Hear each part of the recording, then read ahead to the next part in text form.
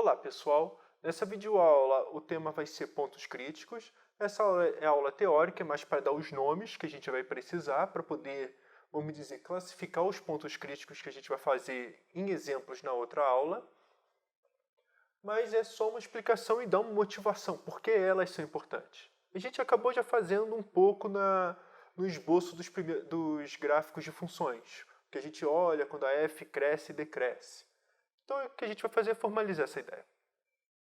Então pensa no gráfico de uma função, que de alguma forma eu consegui esboçar. Repara que vai ter alguns pontos que quando a gente vai trabalhar, esse ponto aqui é importante para esboço de gráfico. E aí, esse ponto também vai ser importante para esboço de gráfico. Esse, e depois a gente olha as outras assíntotas e etc. Vê limite consistente a infinito, menos infinito e tudo isso. E esse ponto ele tem uma condição bem interessante. Primeiro, ele é o maior. Pelo menos quando a gente olha bem no zoom aqui, bem nesse trechinho, esquece esse outro lado. Ele é o maior. Esse também é interessante, ele é o menor. Quando a gente olha, restringe a um pedacinho do gráfico. Esse ponto é o menor, esse ponto é um pouquinho maior. Então, seja, esses pontos aqui, essa ligação que a gente faz um pedaço aqui, nos ajuda a intuir bem o que acontece mais com o gráfico. Esses pontos são pontos que a gente chama de chaves, importantes para esboço de gráfico. Então, o que nós temos? Olha, esse aqui, o que a gente chama? Vamos chamar de x0, esse ponto. Qual é a interpretação que nós temos? Olha, se a gente pegar uma vizinhança, que a gente vai chamar um intervalozinho bem pequenininho centrado em x0, então o que nós temos? O f de x0, ele é maior ou igual a f de x, mas aonde? Para todo x, nesse intervalozinho aqui. Essa é a propriedade que nos interessa. E essa vai ser a definição que nós vamos trabalhar. Ou seja, definição, pega f de AB uma função contínua, não descontínua, qualquer coisa. Mas que nossa visão é essa.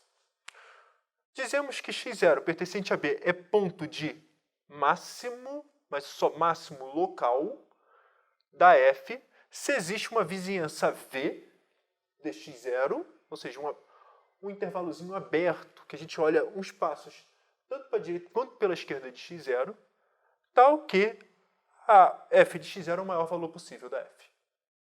Aonde? Em V. Ou seja, f de x0 é maior ou igual a f de x para todo x pertencente a V. E mínimo, a gente faz a mesma coisa aqui embaixo, no amarelo. É tudo que está escrito aqui, se existe uma vizinhança V de x0, tal que f de x0 é menor ou igual a f de x para todo x pertencente a V. Ou seja, vamos chamar isso aqui de x1 e essa vizinhança aqui de V1. Então, olha só, nós temos que f de x1 é o menor valor possível de f de x para todo x pertencente a V1. Então, se a gente colocar, então, ou seja, vamos trabalhar com isso. Agora, vamos pensar na propriedade-chave que a gente vai precisar quando a gente acha esse mapa. Vamos supor que a função é derivável, tudo suave. Então, olha só o que acontece. A reta,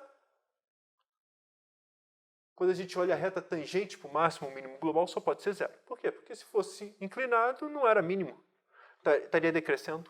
Se fosse inclinado de ou decrescendo, ou se fosse diferente de zero, ou cresceria ou decresceria. Se cresce e depois decresce, a derivada só pode ser zero. Então esse é o resultado do chave, ou seja, f' de x igual a zero é importante calcular. E esse é o teorema. Então olha só. Teorema, se x0 é ponto de extremante local, ou ponto extremante local, o que é extremante local? Ou máximo local, ou mínimo local. Da f, e suponha que aí eu tenho que botar essa hipótese aqui, f é derivável em x0, então f' de x0 é igual a zero. Ou seja, definição, dizemos que x0 é ponto crítico da f se f' de x0 é igual a zero. Aqui eu estou supondo que f é derivável. Então, para explicar isso aqui tudo, porque f é derivável, tudo isso, vamos fazer exemplos rápidos. Y igual a módulo de x. Essa função aqui, esse ponto aqui é importante?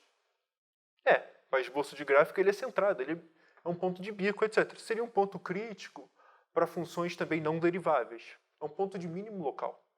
Só que essa função, olha aqui, nunca a derivada é zero, Mas o que acontece é que esse ponto de mínimo é ponto de mínimo, é bico. Mínimo global, inclusive.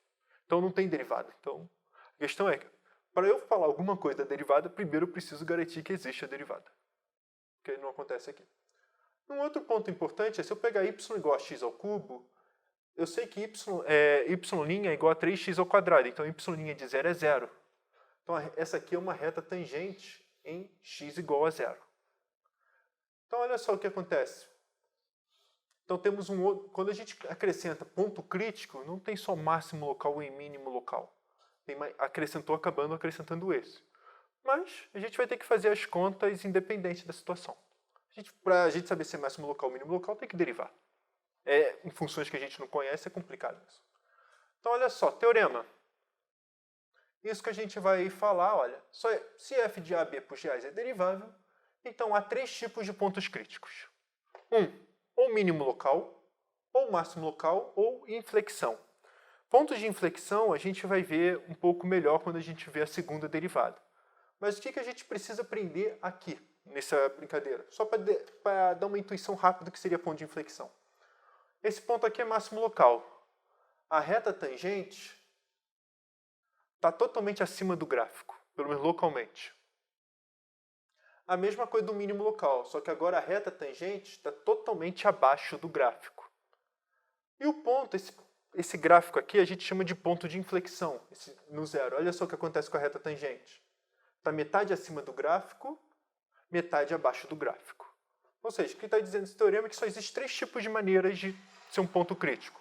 Ou a reta tangente vai estar totalmente acima do gráfico, ou a reta tangente vai estar totalmente abaixo do gráfico, ou vai estar o que a gente chama de meio a meio, vamos dizer assim, né? Metade em cima e metade embaixo, localmente falando.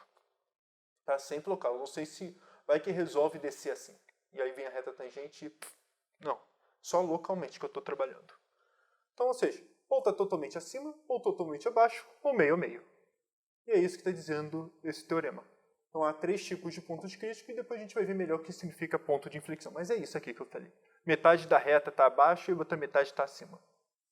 E, basicamente, é isso. Na próxima aula, a gente vai fazer alguns exemplos de classificação de pontos críticos.